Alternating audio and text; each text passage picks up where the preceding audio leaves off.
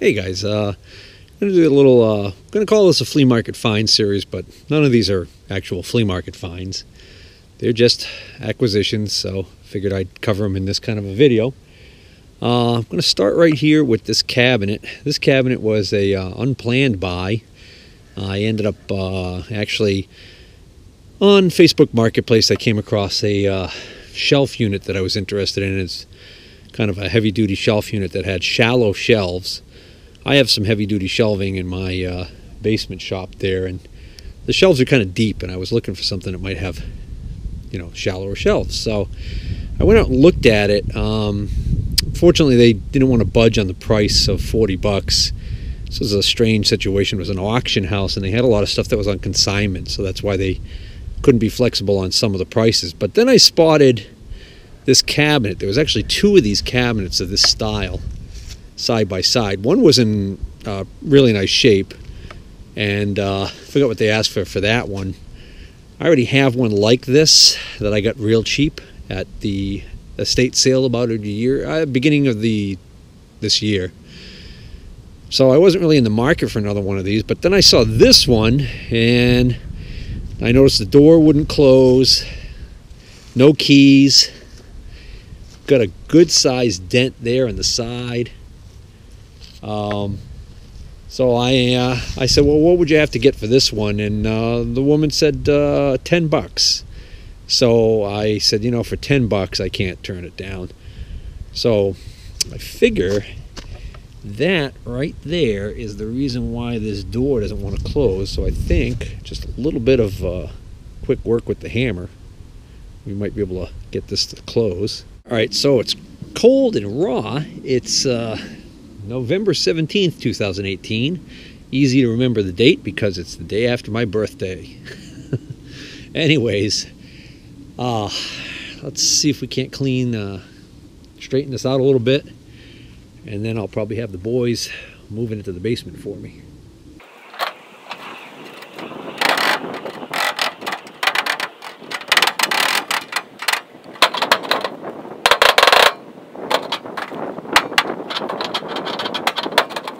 Good enough. This next item was a freebie. This came up on Facebook Marketplace, local to me, one town over, and it was advertised as free.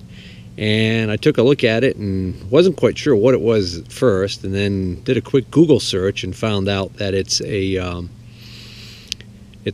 carpet extractor. Specifically, this particular model is made by a company that makes these for the car industry, for the automotive industry, for car dealers. So when they detail and go through a used car before they put it out for sale and they want to give it a really good cleaning, they will use a machine like this to do that job. Now, the company that makes this particular model, they have a new version of this out, and these things are not cheap. They're like around $2,000 new. This is an older one, and it had stopped working, so that's why they basically put it up for free for anybody who wants to take it. Unfortunately, they misplaced the hose and wand, and you could still buy those accessories, but the cost is kind of high. So I haven't decided yet what I'm going to do with this, but what that's got in it is a system to heat the water and cleaner mixture. It's got a pump in it to pump the water and cleaner mixture, and then it's got basically a wet vacuum system. So what happens is you've got a hose that hooks up to here that pumps the hot liquid cleaner down and sprays it out at the bottom of the wand. And if you've ever seen a rug doctor or one of those carpet cleaners that you can rent at a rental place, basically it looks just like that, and it squirts out that stuff down into the carpet, and then immediately it gets sucked up by the vacuum. So that's basically what that is.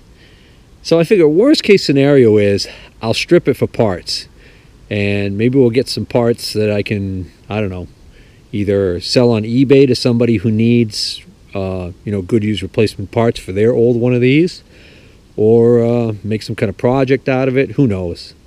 I'm not too worried about it. I'm sure I can probably find a use for some of those parts, or maybe I can fix it and sell it cheap enough that even without the wand, somebody might still want to buy it.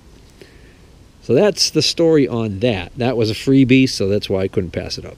Well, it's now Saturday, December 22nd, 2018. Only a few more days before Christmas.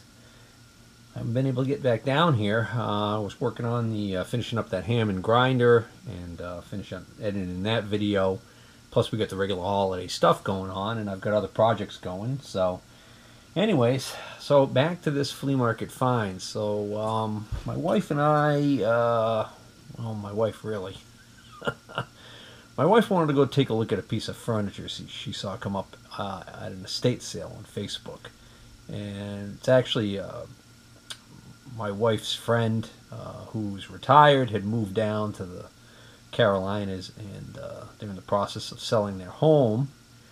And their daughter is trying to get rid of the furniture that she didn't take with her. So there was, I don't even remember, there was a couple of things we wanted to look at. So my wife dragged me along for the ride, and we went out there. And of course, I get there, and they get a roll-off dumpster out in the yard, and they're in the process of throwing a bunch of stuff out. And we walk in, and we go.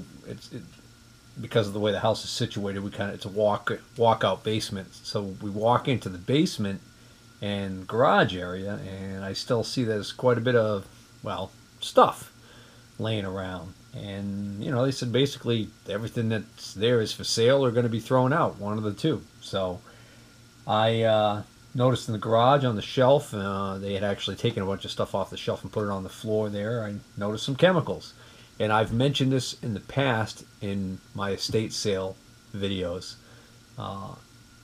You guys that go to estate sales, if it's an estate sale where either it's being run by an estate sale company where they're liquidating everything, or if you know for a fact that it is in fact a sale of a home where they are liquidating everything. We're not talking about a yard sale where they're only bringing out the stuff they want to get rid of. We're talking about a estate sale where they are getting rid of everything. One of the hidden gems I find in these estate sales almost every time I've gone are the household and garage and workshop chemicals and things like that that are in the estate. For whatever reason, I think because the estate sale companies that they typically cut a deal where they're going to get rid of everything, and they know anything they don't sell at the end of the day, they're going to be responsible for getting rid of. And a lot of that stuff they don't want to have anything to do with when it comes to chemicals. So, you know, your paints and varnishes and all that kind of stuff, your poisons, your insecticides, a lot of that stuff is just like the plague. You don't want to have anything to do with it. But I often find some pretty good usable stuff that I get dirt cheap at this kind of a situation. And case in point would be this estate sale here. I think I gave probably about $10 for this pile. And what we've got is we've got two 1-gallon jugs of Prestone. I've never actually used Prestone. Is the automotive antifreeze company. I didn't even realize that they made an RV waterline antifreeze, but this is for winterizing your RV plumbing systems. And I think normally when this is on sale, I pay $2.99 a gallon for it. So it's not super expensive stuff to begin with, but you know, it's brand new. There's nothing wrong with it. And I do use this stuff every year when I winterize the RV. So that's a good deal there. You know, figure if I paid $1 a piece for these, I did well. So that leaves $8 for what's left here. And what's left, which is really nice stuff, is antifreeze. This is undiluted antifreeze. This is the straight concentrate. So this would be mixed, usually in a 50-50 ratio, with water. So each gallon of this stuff is going to yield me 2 gallons of antifreeze. Now, for those of you not in the know, antifreeze has gotten crazy expensive. So this one is open. this one. There we go. There's a sealed one. All right. Guess I should have checked all of these, huh?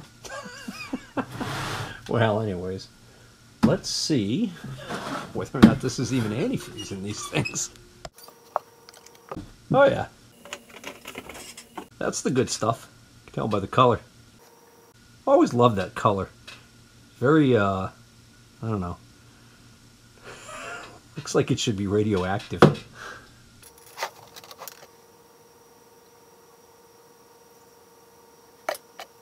That's about a half a gallon. So I don't know why he would have. Well, that one's sealed. Which one's the one that's open? So that's a new one. Right, this is the other open one. Yep, that's the good stuff too. Okay, so for whatever reason, they didn't finish 1 gallon and opened another. You know, actually, maybe somebody opened this just to, well, that's almost full. Alright, so I was going to combine the two, but this one's so full, I don't think I'm going to be able to fit much more in there. So, anywho, this is good stuff. And what I started to say was this stuff has gotten a lot pricier. I hadn't bought any in a while because of the fact that I usually score the stuff cheap like this at flea markets, yard sales, and especially estate sales. And when I did the 2007 Honda Pilot radiator replacement, I had to buy some because I didn't have enough.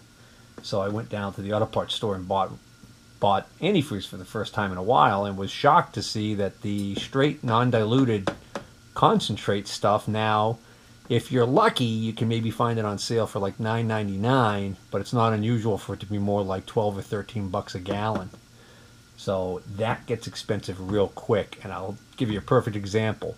When you've got something like the 97 Dodge Ram with the Cummins diesel, that's got a pretty hefty cooling capacity.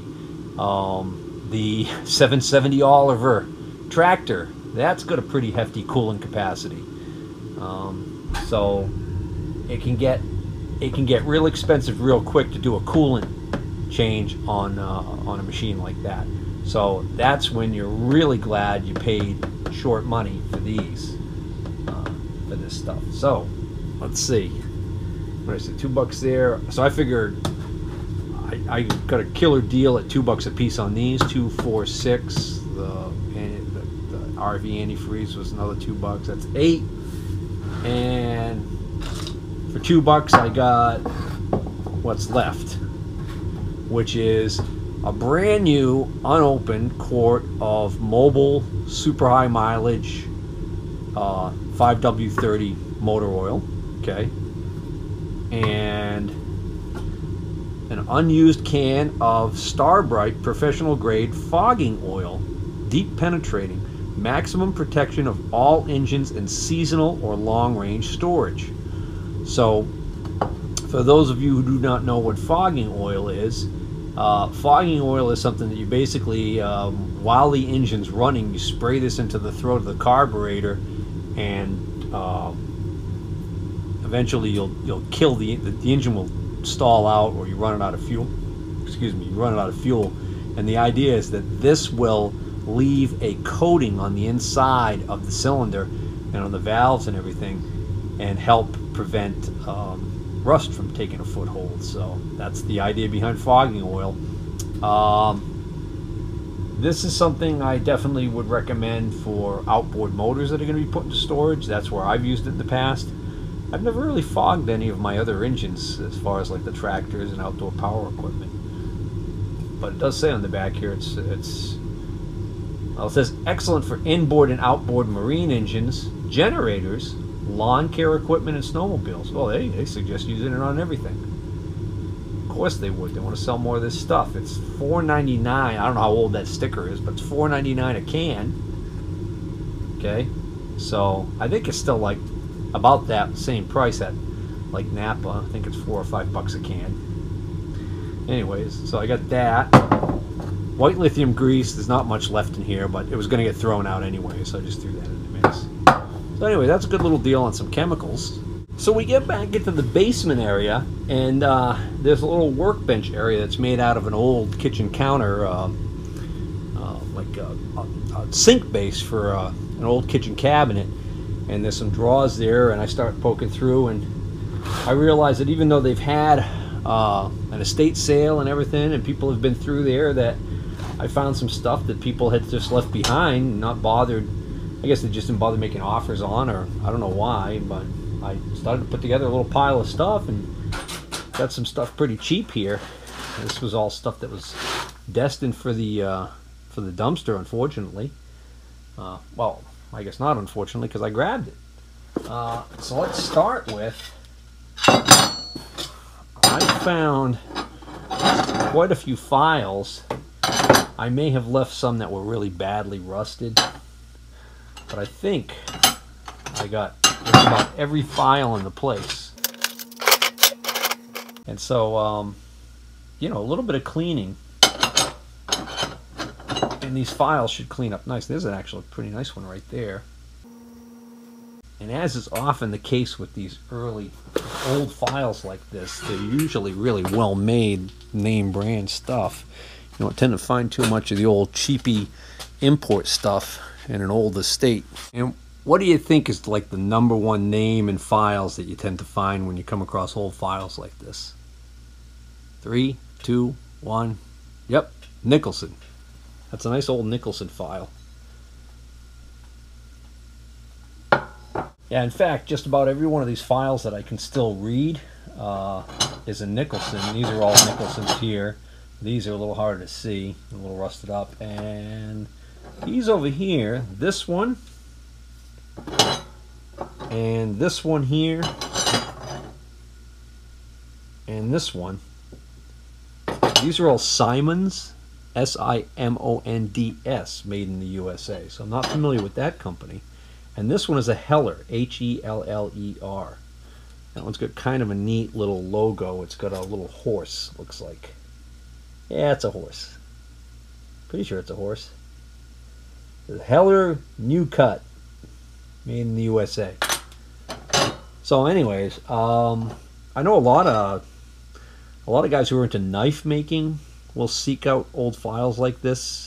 I guess they're good to be used for forging blades. But I just, you know, couldn't bear the thought of these just going in the dumpster, which is where they were destined. So I got these for next to nothing.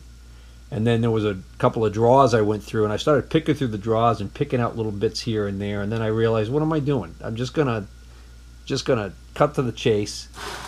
Found this baking pan there, dumped everything into the baking pan, and you know, gave like $10 for, I think, all of these files and everything in this baking pan. I gave like $10, and they were happy because they were going to throw it out. They were literally in the process of throwing stuff out when we arrived. So we're going to go through this pan, and I'll show you what little jewels I found in there. Oh, in addition to what's in the pan, also these items in the box. Well, except for this. This I found right near the end. I happened to be walking over near the door, and I saw some boxes they had put stuff in that was getting ready to be hauled out to the dumpster. And I looked down and I see this this Sears Craftsman pneumatic cutoff tool. All right. So I don't even know if this works, but I said, hey, I said I'll give you $5. I'll take a chance on that for $5. So I have no idea if this works. I think it's got a different size fitting on it. All right, I just switched out the fitting on here.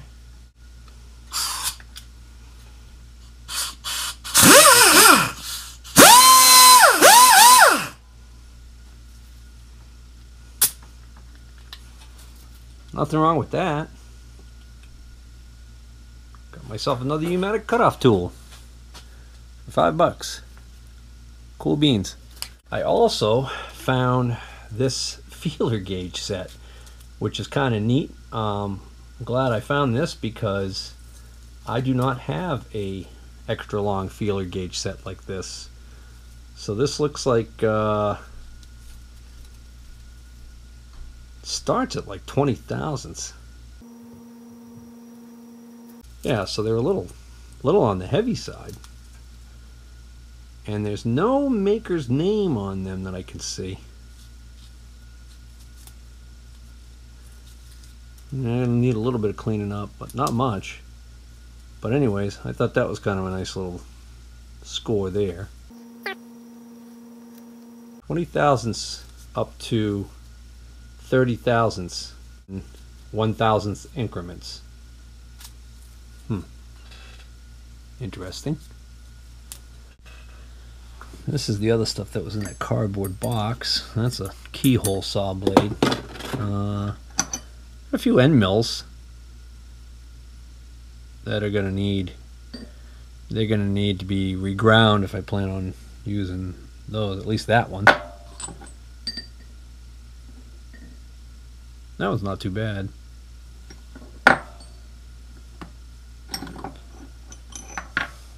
This is intriguing. Look at this sucker.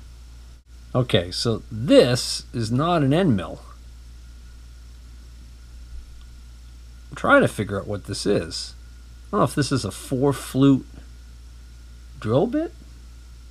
This is a Brown and Sharp modified EDP number 19957 300R721 high-speed steel. Number 1. Something has happened to this. The reason why I believe that is because you see how this is a smaller diameter right here? It looks like it's spun in a chuck. And Brown and Sharp, the sharp, word sharp is cut off from where this was modified. So I think originally this was this diameter all the way to the end, or maybe there was even more to this. I don't think it was a taper on here, because there is actually a there's actually a center drill hole on the end there. So, well, that EDP number didn't do anything for me as far as identifying what this is. I'll tell you another thing too. It's got a very definitive taper to it. Starts out at around 570 thousandths and comes up here. It's like over 700 thousandths. So, could this be a reamer? Could this be a tapered reamer? The reason why I ask is because, again, on the ends of the flutes here, there's no cutting edge, but the sides are pretty darn sharp. Just running my fingers across it here, I feel like I could slice my fingers. So, I'm leaning towards some sort of a taper. I meant to say tapered reamer. Here's a little straight flute tapered reamer. And this is a straight reamer. And it's a clee forge. And what struck me as odd on this one is that somebody ground an unusual profile on the very nose of it. I don't know why they did that. It's intriguing. Let me start sorting some of this stuff here, because I think we've got like quite a few just like taps and whatnot. I mean, here's a Morse taper sleeve. Looks like it's in really good shape. Well, these are the only 2 Morse taper adapter sleeves that I found in there. Well, except for one more I'll show you a little bit later on a small drill chuck. But it's hard to believe that these 2 came out of the same estate. Oh, so anyways. Well, that one's, you know, if I didn't have a whole bunch of these, I probably would take the time to try and clean that up, but I think I'll just throw that in the scrap pile. That one I'll keep. That one's in good shape. A handful of high-speed steel end mills. There's a 4-flute, pretty long one there. Looks like every one of these is going to need to have a little bit of sharpening attention done to it. I may never even get around to sharpening these, but I'll throw them in the extra bin of end mills I have. Here's what I ended up with for reamers. There's a decent one there. There's a straight flute. It's in really good shape. No damage. Morse taper. There's that weird one that was modified. There's a tapered one there. And here's another one. Although it's rusted, actually, it's not broken. And then, of course, that funky Brown and Sharp which I'm still convinced is a tapered reamer. Decent assortment of relatively small drill bits. I mean, that one there actually looks brand new, unused. I also found these. These are really nice and long. It's got a Morse taper on it. There's a large one with a Morse taper. There's a really straight shank long, fairly long one there. Got some rust on it, but that'll clean up and can be sharpened. So that's a nice little score. Well, here's what I ended up with for taps.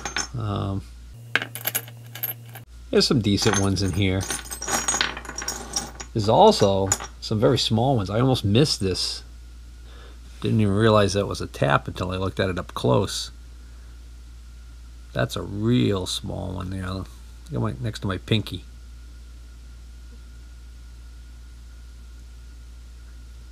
And 3 center drills. You know, they're rusty. They've got rust on them, but they actually look pretty decent. This one kind of caught me off guard.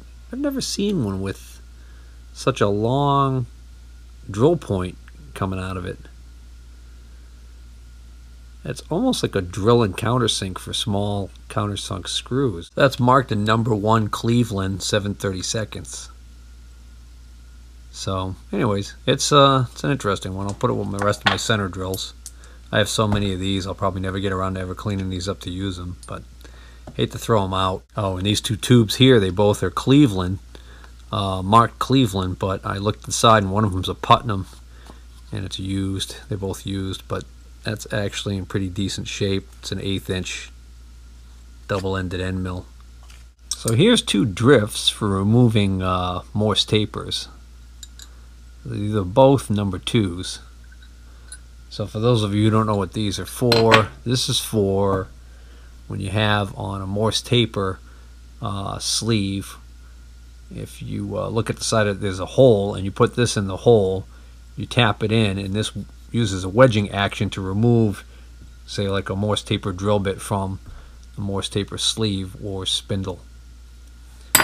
So these come in all different sizes. I have a couple of complete sets of these now and some extras like this. This is what I ended up with out of this batch right here for chisels and whatnot. Got a couple of these here. That one's marked CNR, but that almost looks like the initials maybe of somebody. We've got a few of these. These are handy because of the wedging action that they can provide. There we go. That looks like a pretty decent chisel right there. That was stuck on it there. Wax or something. Kind of surprised there's no maker's name on this. Maybe it's just too dirty. I'll tell you what, that has not seen, it's rusty, but it has not seen a lot of action. You can tell just by looking at the tip and the back. It's not all peened over. A decent little chisel. Oh, that's more of a punch, really. Which, speaking of which, check this thing out. Alright, some sort of a punch. I guess you could, I don't know, what would you use that for? Maybe tapping in a bearing race? Not quite sure. It's an interesting one. I just noticed as I was throwing that, the edges are kind of sharp on that. Huh. So, anybody ever seen a punch like that? With a wide, flat bottom? And then this one is a complete mystery. This end right here looks just like the type of end that would mount in an old bit brace, you know, a really old hand drill or something like that. But why on earth would you want to rotate this? This has got a wedged shape chisel on the end of it. So that tends to indicate to me more that this should be driven, but that's not that's not an end for banging on. So maybe this was inserted in a handle, and this is maybe some sort of a... I'm wondering if this is a little scraper. This does say something on the side here. Crying out loud, for a second there I thought this had a dirty word on it. I only see U-C-K. It doesn't look like there's a letter rubbed off, like, you know, I'm thinking Buck, like Buck Brothers, but I don't see the remnants of a B there. That almost looks like it always said Uck. Alrighty, I don't know. Don't know what to make of that one. Guess we'll repurpose it if we can't figure out its proper use. These are all little files I pulled out. That is barely what's left of a file, really. This is interesting. So we've got clearly a Morse taper on this end, okay? But then it comes down and bends at a 90-degree angle into what almost appears to be a screwdriver, or maybe this is a seal pulling tool, or maybe this started out its life as something else completely different and it was bent in and ground into this shape. I don't know, because that's kind of funky there.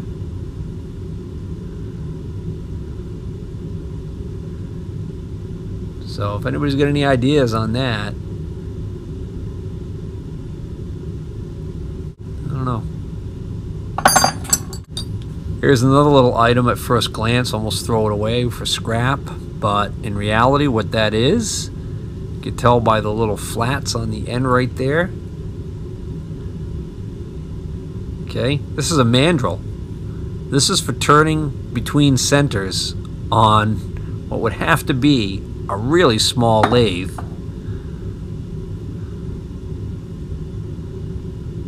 So this probably has a taper to it.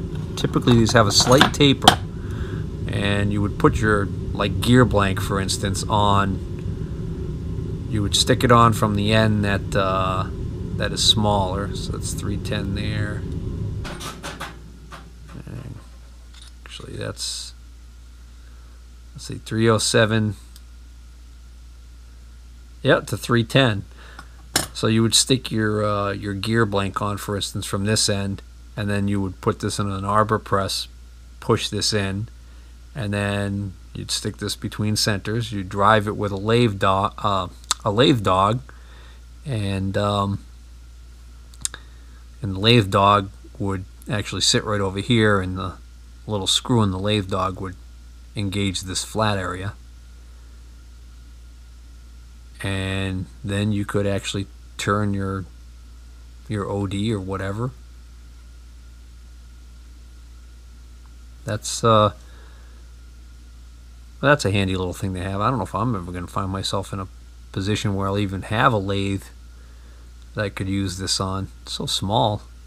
This is just a big hunk of steel that I found laying in a box, and somebody put a hole in it so they could hang it up, I guess, on a nail, so they could have it handy. And judging from the ends of it, it's just spent its life as a big old drift for banging on stuff.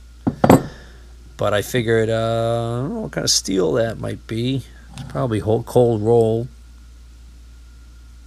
But I could either continue to use it for what the person was using it for, banging the hell out of it, or I could actually use it as a piece of stock if I need to turn something.